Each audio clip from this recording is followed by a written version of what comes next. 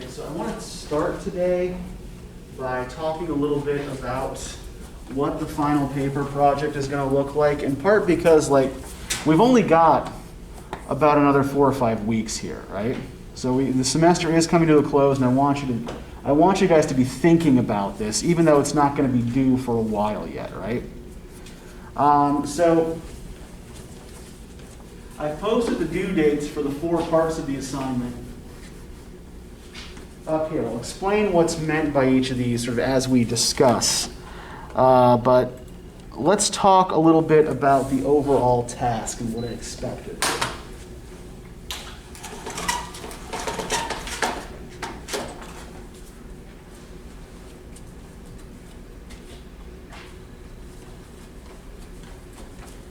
Okay, so this part up here I'm going to need to edit a bit because what I wanted you to do at the beginning of the semester has changed. I'm actually asking you to do something different now than precisely what's up here.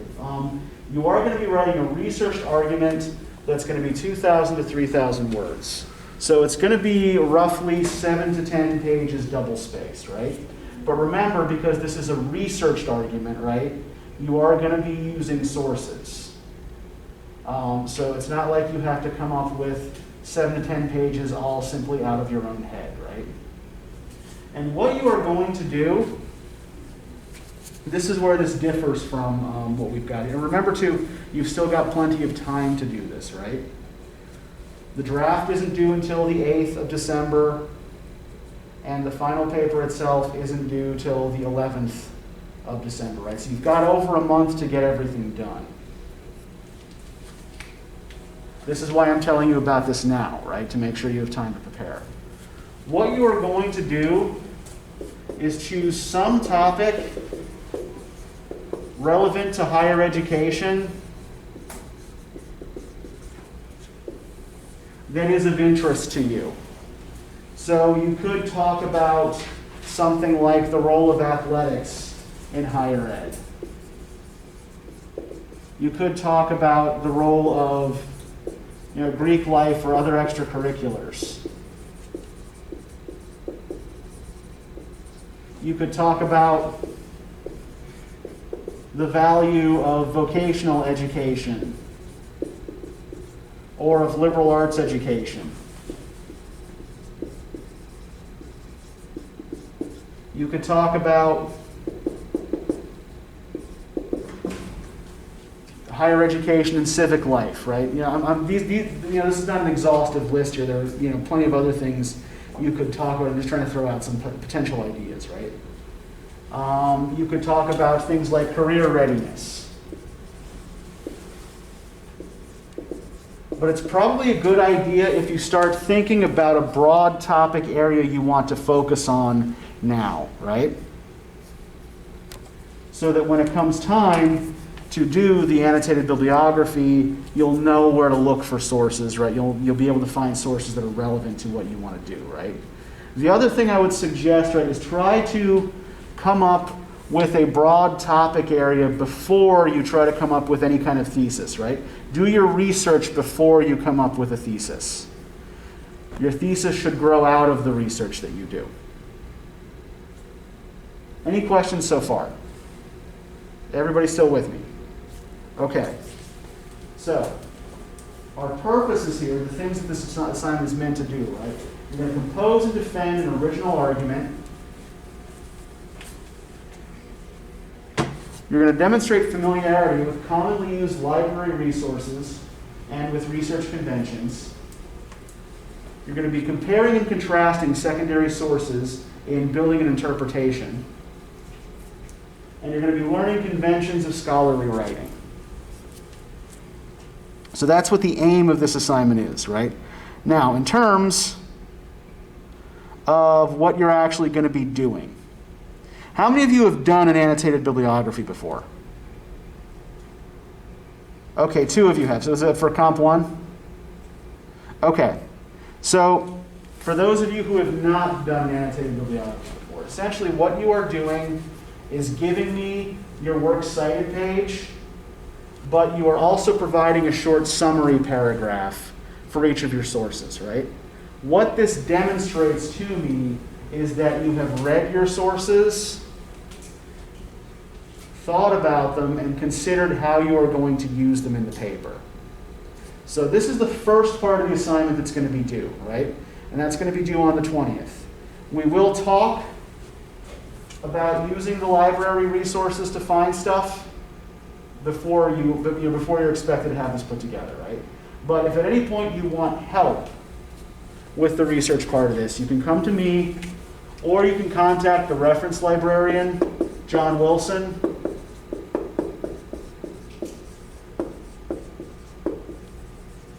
At john.wilson@gsw.edu, right? He knows what databases are most relevant to the questions you're trying to ask. He will be able to help guide you in finding the right sources. And please do feel free as well to run topic ideas by me, right, before you commit yourself to anything. I'm happy to do that for you. Okay, so in terms of the rules here, so you're going to need to find at least 5, but no more than 7 secondary sources, right? If you're using more than 7, it's really too much for a paper of this length, right? 5 is kind of the ideal. You're going to provide a 5-sentence paragraph that describes each source. So first off, you are only to use scholarly peer-reviewed sources, right? Pretty much anything that you get from Galileo or from the library is going to be peer-reviewed. Essentially what peer-reviewed means, right, is that it's gone through a process of review by experts, right? So if I submit an article to a journal that I want to get it published, the editor will send it out to a couple of experts in that field who will review it and make sure that my argument makes sense and that I'm not, batshit crazy, right? And then, if the reviewers like the article, it goes back to the editor, and it either gets published or goes back to the writer, usually for a couple of rounds of revisions, right? The point is, though, that pretty much everything you're going to get through Galileo or through the library has been reviewed by experts in the field. So make sure that that's what you're using, right? Articles from peer-reviewed journals and books published by scholarly presses. Do not use newspapers, magazines, religious texts, books published by commercial presses or dodgy internet sources, right? If you have any questions about a particular source, just come ask me, right? And I'll help you sort through it. So what you're going to want to do in your annotation for each source is describe the argument the source makes in roughly 5 sentences, the credentials of the author, and the way you intend to use the source in the paper, right? So let me know who the author is and why I should listen to them, right? And tell me what you intend to do with this source. Also remember that your sources do not necessarily have all the answers on everything, right? And you don't have to agree with them. It's perfectly okay to be critical or skeptical of a source. So feel free to explain why you are skeptical of a particular argument, right? Just make sure that you're able to ground your own disagreement in evidence. Right. Any questions about the annotated bibliography? Okay, yeah. Overall, this is probably the easiest part of the paper, right? All you have to do is find information and review it. So the proposal should be 500 words long, no longer than 750, right? So the same length as your reflection papers, basically. What you're going to want to do in your proposal is preview for me your working thesis and give me a brief description of what you intend to do in the paper to advance this thesis, right? So you're not bringing in any of your evidence yet. You're not making the bigger argument yet. You're not bringing in your sources. You're just telling me what you intend to do in the paper, right? You're just describing the argument. So your proposal has to contain the following elements, right? First, a statement of the question you're answering or the problem you're trying to solve. The current version of your working thesis, which is your proposed answer to that question, right? The most important background information your reader will need to understand your argument, and a brief overview of the current state of scholarship on this question drawn from your research, right? Now, like I said, this doesn't mean quoting specific sources, right? What it does mean is telling me about kind of general trends, right?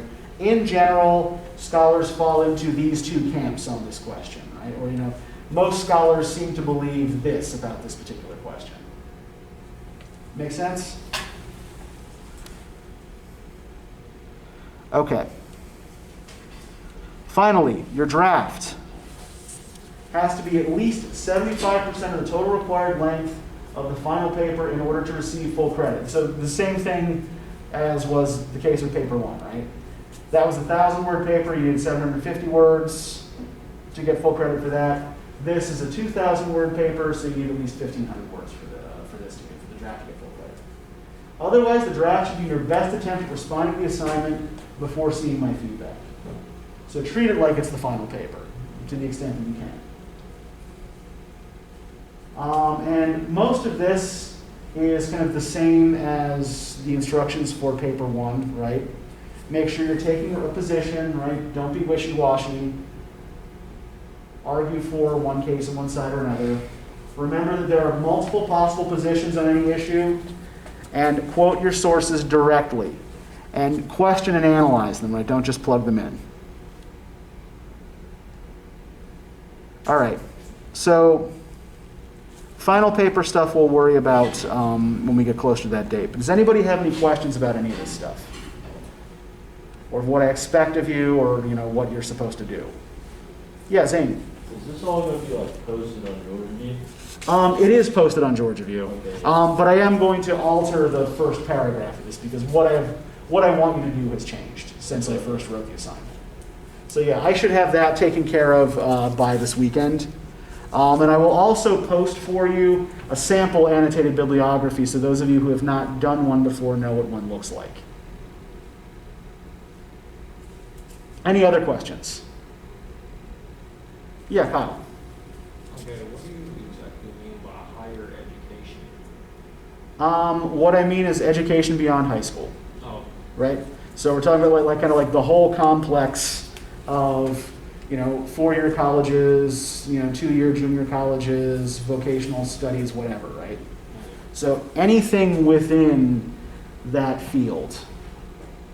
And, again, if you have questions about what you ought to be writing about, I'm happy to talk through something with you. We'll find something that suits your interests, right?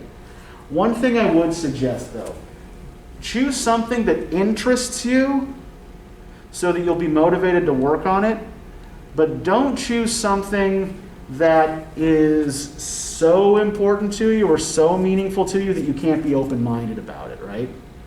So if, say,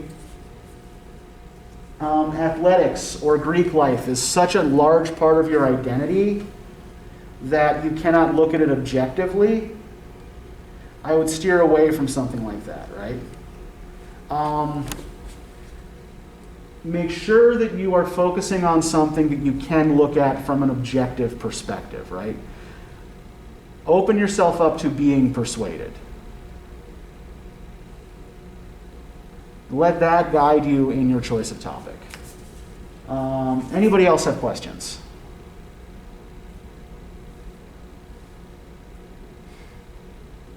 Okay, and I will point out too that the annotated bibliography, the proposal, and the draft, you'll get full credit for those as long as they are finished when you turn them in, and as long as they meet the basic requirements, right? You'll basically get a 100 on those if you just do everything right. The paper is going to be judged in terms of the actual quality of your argument. Does that sound fair? Everybody good with that? Okay. Great. So if there are no other questions,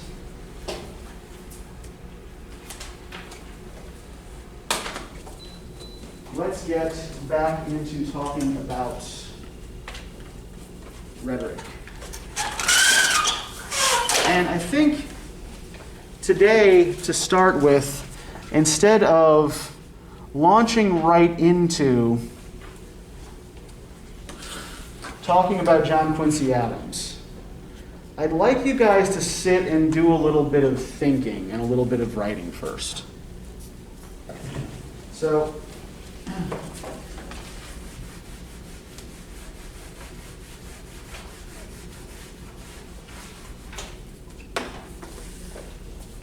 here's what I'd like you to do. Right?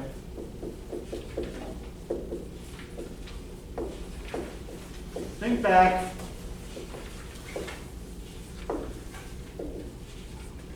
on everything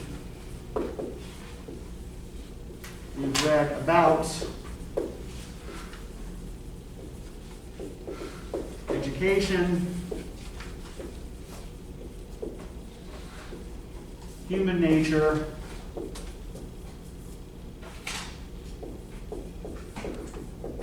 and politics or civic participation.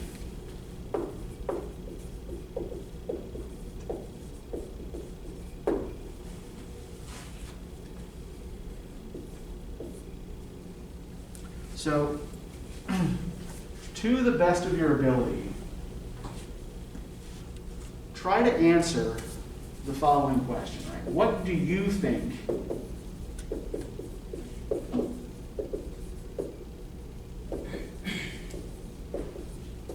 the role of education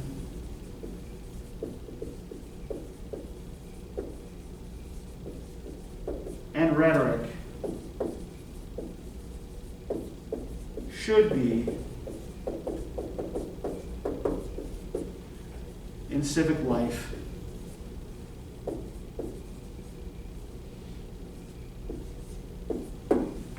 and why? And remember that I am going to expect, I'm going to expect everybody to share theirs, right? So keep that in mind as you're working on this. But yeah, take some time, answer the question as best you can, go back over your notes if you need to. Yeah, Abdul. What's the civic like? Civic life? Okay, so public life and argument, right? So think about things like voting, elections, political rhetoric, things like that.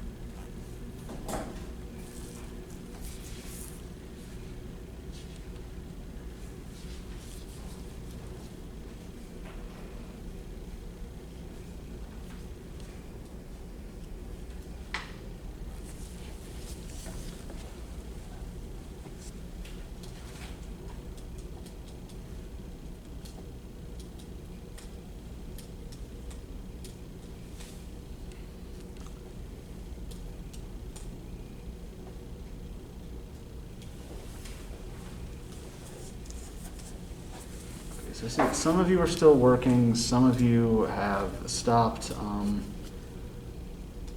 Give it another 5 minutes. If you have finished, go back over what you wrote, make sure you're happy with it. Remember that everybody is going to be expected to talk, right? Everybody is going to have to read their piece, so make sure it's ready for public consumption.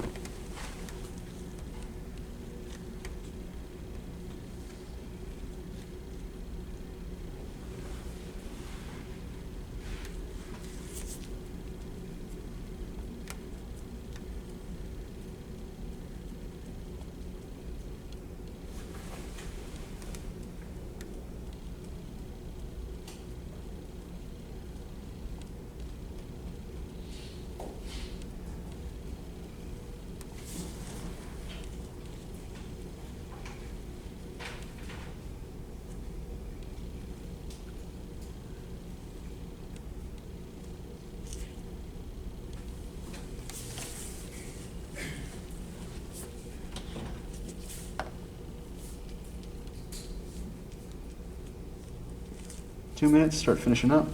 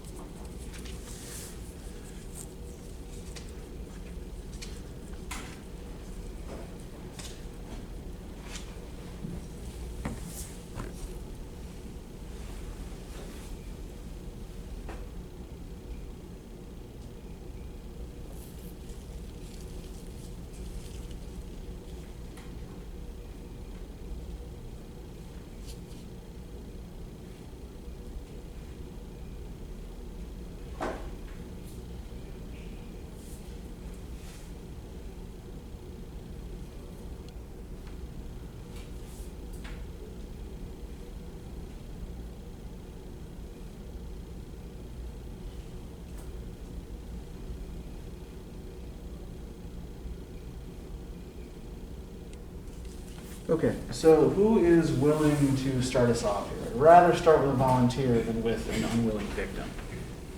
All right, Carrie, go ahead.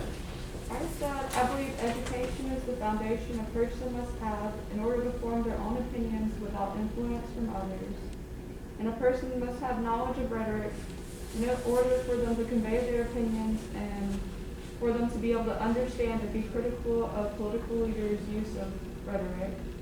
And you should be able to use your knowledge of education and rhetoric to engage in debates that are civil and open-minded. Okay, so education, you're saying, sort of gives us the building blocks for forming our own opinions. And then rhetoric gives us the tools for persuading others to adopt those opinions without resorting to violence or uncivil debate, right? Is that a fair way of? Yeah, that's describing exactly. it? Okay, great. Who's willing to go next? All right, Kyle, go for it. I think in civil life, rhetoric will be one of the most important tools, with education being a close second. Rhetoric becomes the most important tool after one can completely understand and reciprocate it to others, although one can learn the art of rhetoric without a teacher. Being able to speak eloquently to others to convince them that they should listen to you is powerful. It becomes even more powerful if one has the education to strengthen this tool. The way it is used will also be reflected of this character's nature. These tools should only be used for the preservation and benefit of one's nation. Okay, it's interesting you bring in the human nature issue here, right? So let's kind of like remind ourselves briefly of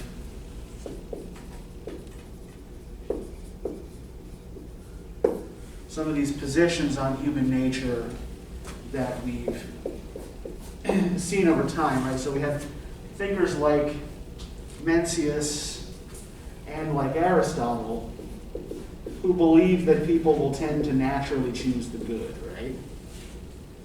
And then we have other thinkers like Sun Tzu who believes that people have to be taught to choose the good, right? And Thomas Hobbes, who believes that people have to be coerced into choosing the good, right? Through threat of force. So, one of the questions that we might want to consider here is to what extent should ethics be a part of education, in particular in rhetoric, right? So, we might want to revisit a little bit about what Gorgias says in Plato's piece about rhetoric as a morally neutral tool, right? All right, good, interesting. Okay, so who's willing to go next? Yeah, Abdul. Mine's not long though. That's okay. Doesn't have to be.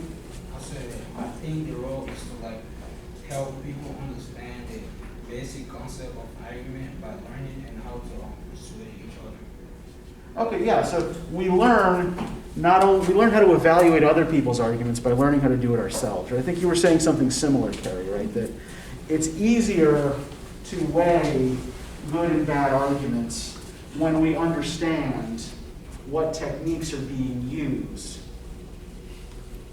to persuade you, right? Good, okay. Who's willing to go next? I can. Deep, go for it. I think people need to be educated before they are taken and decide in civil life, and don't get persuaded by one speech, and always knows the facts. Have reasons or emotions before choosing one side. If there's no one to learn from, try and teach yourself. In this period of time, anyone can learn anything. Okay, yeah, I mean, we can certainly see Frederick Douglass is an example of that, right? That even when you don't have a formal teacher, if you can use what's available to you, then you can still educate yourself, right? But yeah, so I think you're also making an interesting case that would be sort of related to some of the things that Plato and I think even John Quincy Adams are saying, right? That, the idea of education is a kind of prerequisite for participating in civic life. When John Quincy Adams was active in American politics, the vote was largely limited to people of a particular class and level of education, right? So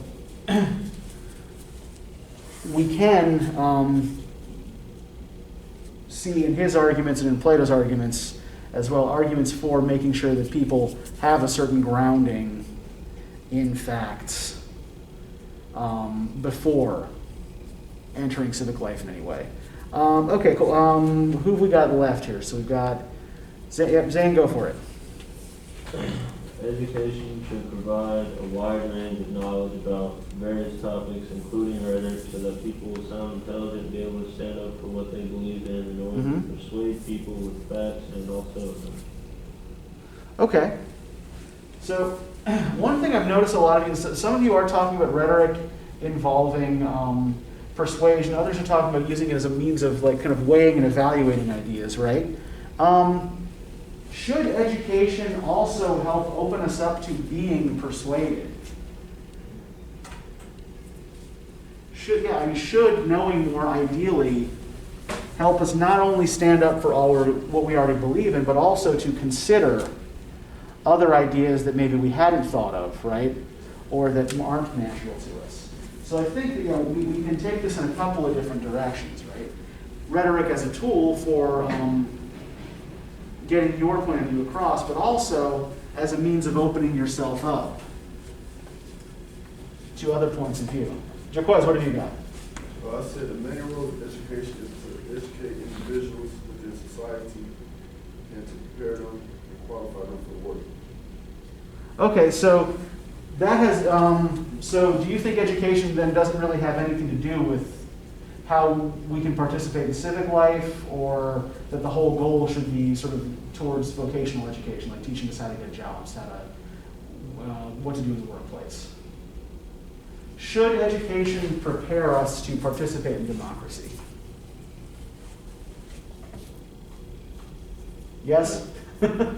Okay, and I think that's more kind of the question that we're trying to wrestle with here, right? Is, to what extent does education prepare us, or should it prepare us, to make informed decisions in the voting booth, to show up at city council meetings and argue for particular things, right? Or even to run for office ourselves. Kayla, what have you got? Okay, so I put the film education to help better understand like more than one-sided arguments. Then rhetoric comes into that kind of persuades a group of people to like believe what you believe in. Okay. All right. So let's sort of take the reason I wanted to do this, right, is because this is kind of at the core of what John Quincy Adams is talking about in Eloquence as the Child of Liberty, right? He is specifically concerned with the relationship between rhetoric and democracy. And in particular, in linking the early United States to the Athenian democracy of the 5th century and the Roman Republic, right? Before Rome was ruled by emperors.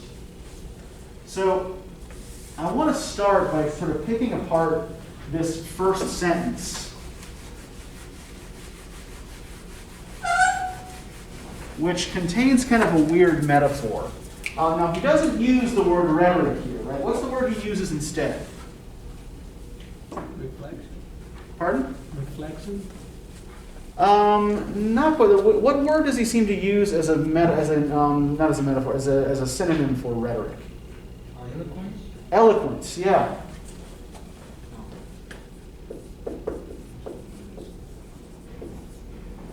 Eloquence is the child of liberty. So, when we talk about eloquent speech, what do we usually mean by eloquence? Is eloquence usually just persuasive speech? If someone is eloquent, what does that mean about them? Really proper. Like brilliant? Yeah, like I think brilliant is probably closer, right? So somebody who speaks well, right, we call articulate. Like excellent, right? Yeah, somebody who speaks beautifully, right, we call eloquent. So eloquence is not just about persuasion, right? It's also about aesthetics.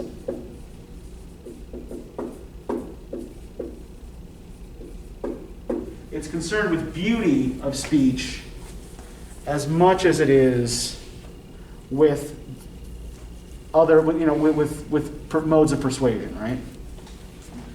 So if eloquence is the child of liberty,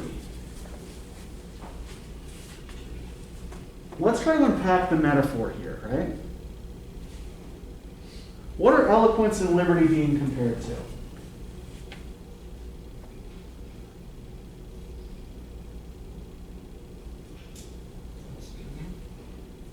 What are eloquence and liberty here being compared to?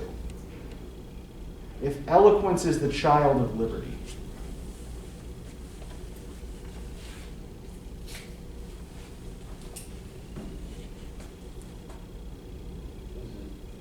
Rhetoric and education. No, half of the comparison is here in the sentence, right? Eloquence is the child of liberty. Like a feature? Think a little more literally. Liberty is the mother of eloquence. Yeah, liberty is the mother, eloquence is the child, right? So we've got a parent-child relationship here, right?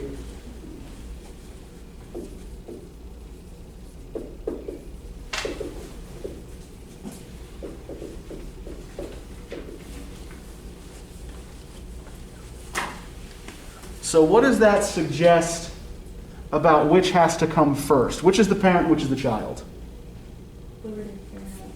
Yeah, liberty's the parent, eloquence is the child.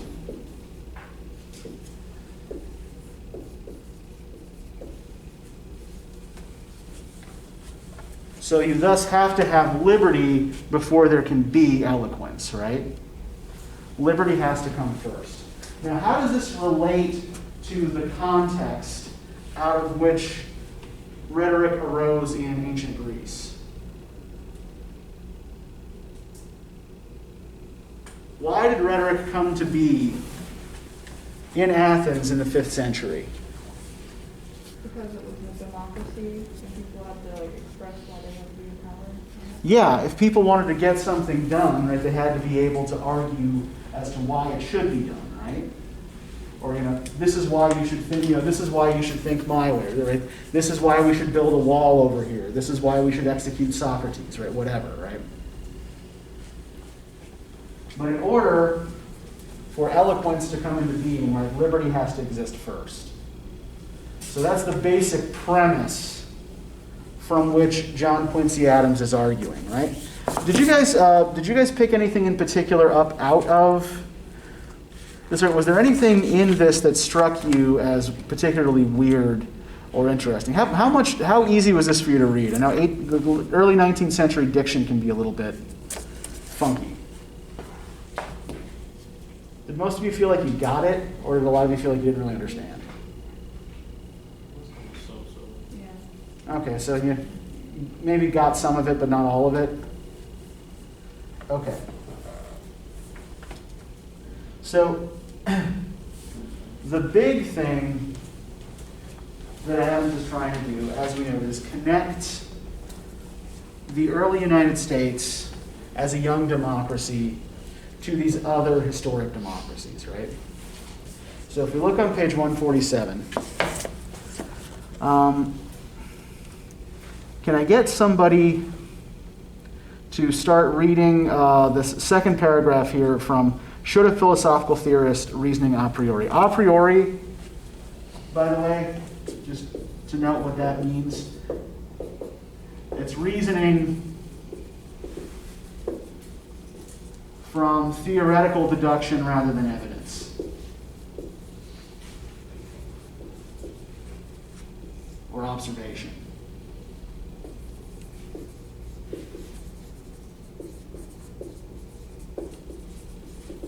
Okay, so can I get a volunteer to read this, please? Thank you. Should a philosophical theorist reasoning a priori undertake to point out the state of things of human society, which must naturally produce the highest exertions of the power of speech, He would recur to those important particulars which actually existed in the Grecian commonwealths. The most strenuous energies of the human mind, would he say, are always employed where they are instigated by the stimulus of the highest rewards. The art of speaking must be most eagerly sought where it is found to be most useful. It must be most useful where it is capable of producing the greatest effects. And that can be in no other state of things than where the power of persuasion operates upon the will and prompts the actions of other men.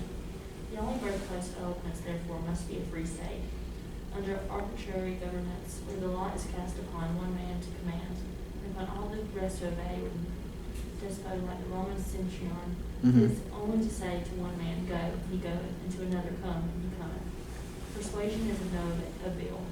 Between authority and obedience, there can be no deliberation, and wheresoever submission is the principle of government in a nation, eloquence can never arise. Okay, thank you. We can pause there, right? So why does eloquence have no place in a dictatorship or in some kind of like despotic authoritarian government, according to Adams? Because the people don't have a choice. Yeah, there's only one guy whose opinion matters, right? And everybody has to do what he says anyway. So there's no point in honing your powers of speech and persuasion if there's no one you can persuade, right? If only one guy makes all the decisions for everybody else, you only have to persuade him if you want something done. Right? But you have to be careful about it because he might chop your head off.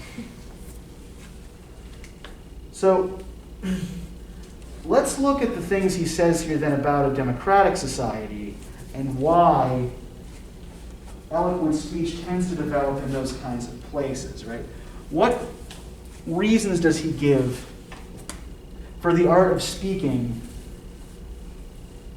being as prominent as it is in a democratic society or in a free society? Because it's most useful and capable of producing greater effects. Okay, on the one hand, because it's actually useful in such a society, right? And you can do more with it in a free society than you can in an unfree society. The most strenuous energies of the human mind, would he say, are always employed where they are instigated by the stimulus of the highest rewards. So you can simply get more out of speaking in a free society, right? The rewards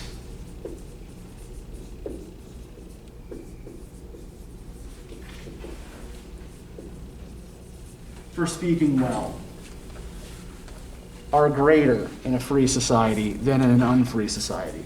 What does this suggest he thinks about human motivations?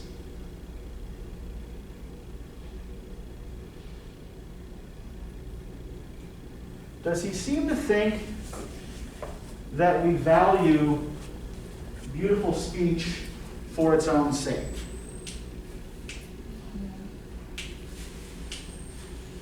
What seems to be more important yet is what we can get from it, right? The ends here are more important. The goals are more important. Right? What matters is not the speech itself, because if eloquence was valuable in and of itself, it would arise anywhere in any kind of society, right? And he's arguing that it doesn't. It tends only to arise in free societies because the rewards are better. Because it's more useful. We can do more with it in a free society. So, can I get somebody to continue reading from Eloquence is the child of liberty and can descend from no other stock? I'll do it. Yeah, thank you, Carrie. Eloquence is the child of liberty and can descend from no other stock. And where will she find her most instructive school? Will it not be in a country where the same spirit of liberty, which marks the relations between the individuals of the same community, is diffused over the more complicated and more important relations between different communities, where the independence of man is corroborated and invigorated by the independence of the state, or the same power of persuasion which influences the will of the citizens at home, has the means of operating upon the will and the conduct of sovereign societies. Should it happen then that a number of independent communities, founded upon the principles of civil and political liberty, were so Reciprocally. situated as to have a great and continual intercourse with each other, in many minus common interests, occasionally as well as permanent, there above all others will be the spot where eloquence will spring to light, will flourish, will rise to the highest perfection, of which human art or science is susceptible. Okay, thank you. So, in a free society, according to Adams here, what's the state of every person in that society relative to every other person? What's the state of every community in that society relative to every other community?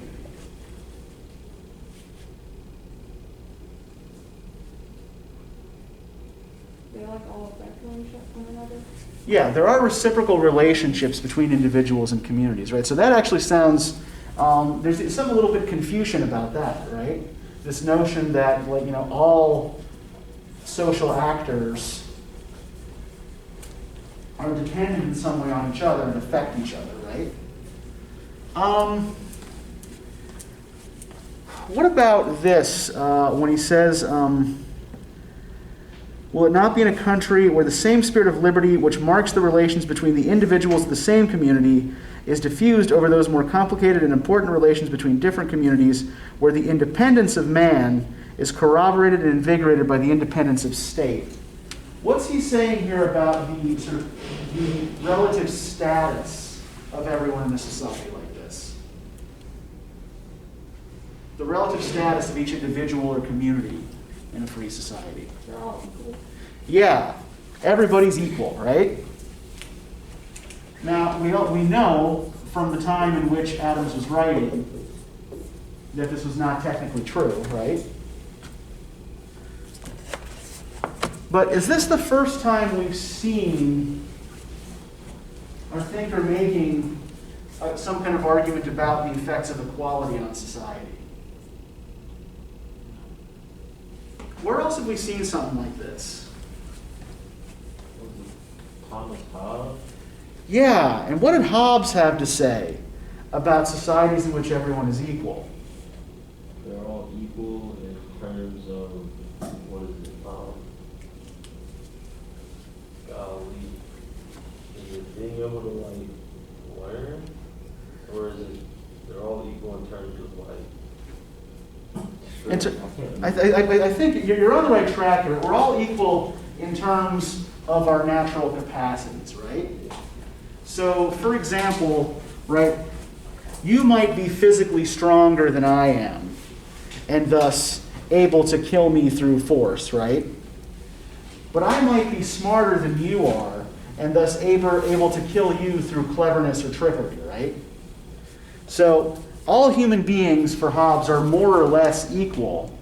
And for him, does this produce the kind of society in which people settle their differences peacefully through language? No. What does Hobbes's state of nature look like when everybody's equal? It's like a really uncivilized and like competitive society. Yeah, everyone's in constant competition with each other because people want the same things and not everybody can have them. And it leads to violence and social disorder, right? So Adams is making a quite different argument here, right? That in fact, what freedom and equality lead to are not the kinds of violence that Hobbes suggests they do.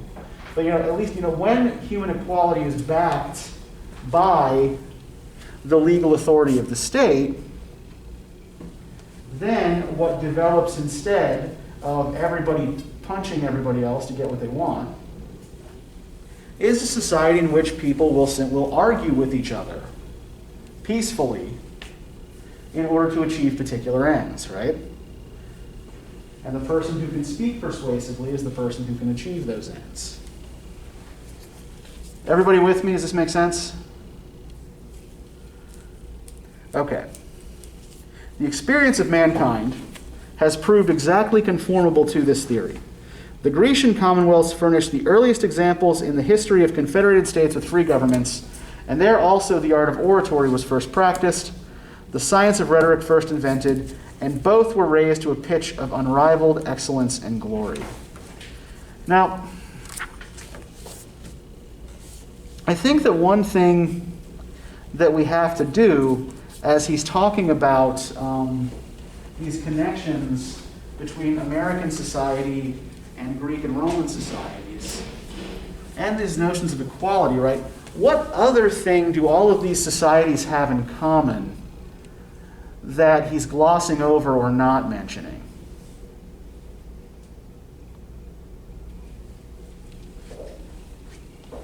Think about the arguments we've seen from people like Frederick Douglass and Gloria Anzaldúa. They're only like equal and free to like a select few. Yeah, they're equal and free within a particular limit, right? They're equal and free to a particular in-group. Otherwise, we are talking about slaveholding societies that limit the number of people who are able to participate in civic life, right? So in order for Douglass to become a participant in the debates of his time, right, he has to go through this lengthy process, right, of self-education. Anzaldúa, because her ethnic and linguistic backgrounds don't conform to a particular notion of what the American norm should be, is also kind of forced and molded by an educational process that seems not to value her for who and what she is, right? So the equality that Adams is talking about, and the equality that he admires in the Greek and Roman republics or direct democracies, is only equality, again, within a kind of exclusive group, right? So,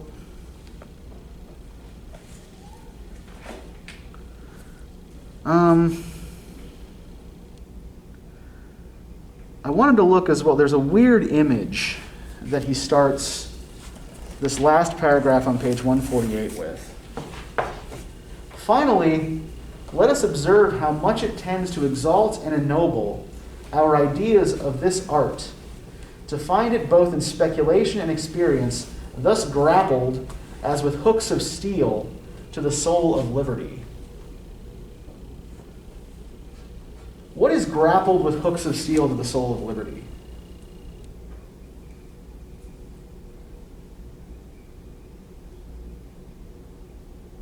It's like holding something.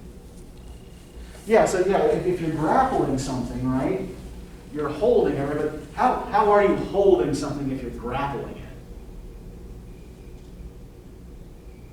It's like a fight to keep on to it. Yeah, it's kind of violent, right? And you're like sinking your hooks into it, right? So something is thus grappled as with hooks of steel to the soul of liberty. What is grappled to the soul of liberty?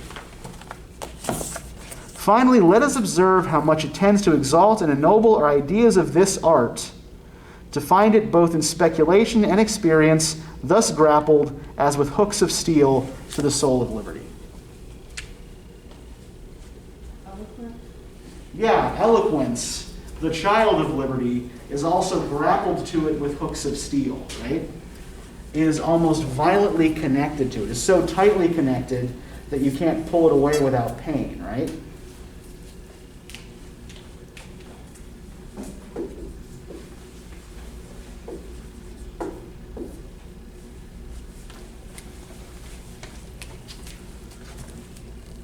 So dear and so justly dear to us are the blessings of freedom, that if no other advantage could be ascribed to the powers of speech than that they are her inseparable companions, that alone would be an unanswerable argument for us to cherish them with more than a mother's affection.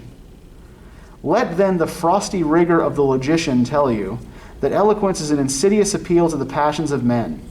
Let the ghastly form of despotism groan from his hollow lungs and bloodless heart, that eloquence is the instrument of turbulence and the weapon of faction. Nay, let the severe and honest moralist himself pronounce in the dream of abstraction that truth and virtue need not the aid of foreign ornament. So he's raising three potential objections here, all of which relate in some ways to thinkers that we've already looked at or talked about, right? So the first, the logician, then the champion of despotism, and finally the moralist. So the logician, the frosty logician, tells you that eloquence is an insidious appeal to the passions of men. Who does that sound like? Eloquence, rhetoric, is an insidious appeal to the emotions. I forgot how to say it. The first one you forgot how to say his name. Sun Tzu. Sun Tzu? Sun Tzu, that's it, yeah. Okay. Yeah, Sun Tzu is very much into the idea of controlling the emotions, right? Is there anybody else that we've looked at more recently that this sounds like? Is it Aristotle? No, Socrates. Yeah, Plato, right? Yeah. Who uses Socrates as his mouthpiece in the dialogue. Yeah. But yeah, you got it. Yeah, this sounds like Plato, right? Rhetoric or eloquence for him is just an inferior copy of philosophy that plays on people's emotions, right? Let the ghastly form of despotism groan from his hollow lungs and bloodless heart, that eloquence is the instrument of turbulence and the weapon of faction. Who might that sound like?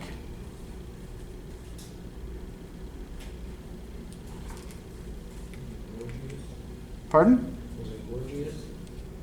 Okay, why would you say that sounds like Gorgias? Gorgias is pro-rhetoric, right? Gorgias was the rhetorician that Socrates is debating in Plato's dialogue, right? Think about, like, of all the thinkers that we've looked at, which one of them seemed the most comfortable with authoritarian government? We've actually already brought him up today. Yes, Hobbes. Yeah, Thomas Hobbes, right? The guy who thinks that if you let everybody be equal, we're just going to fight all the time, right? And that what's needed is a strong hand to manage people. Nay, let the severe and honest moralist himself pronounce in the dream of abstraction that truth and virtue need not the aid of foreign ornament. Nay, silence them all. Who? Have we read anybody who sounds a little bit like the moralist described here? That truth and virtue don't need to be dressed up? Yes. This actually sounds a little bit like Plato again, right?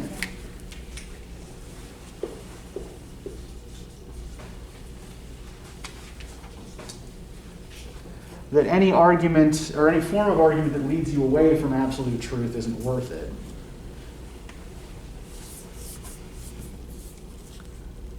Answer, silence them forever by recurring to this great and overpowering truth. Say that by the eternal constitution of things it was ordained that liberty should be the parent of eloquence, that eloquence should be the last stay and support of liberty, that with her she is ever destined to live, to flourish, and to die. So he's taking this parent-child analogy pretty far here, right? That what is a child supposed to do for their parents in old age or in sickness? Yeah, that eventually the child becomes the support of the parent, right? And so what he's arguing here is that eloquence becomes the support of liberty after its birth, right? You know, much like you take care of a sick or aging relative, right? You know, a parent or a grandparent. Eloquence takes care of liberty, helps to maintain liberty as it gets older. So the relationship ends up being reciprocal, right? Liberty creates the conditions for eloquence to arise. And then eloquence helps maintain a free society.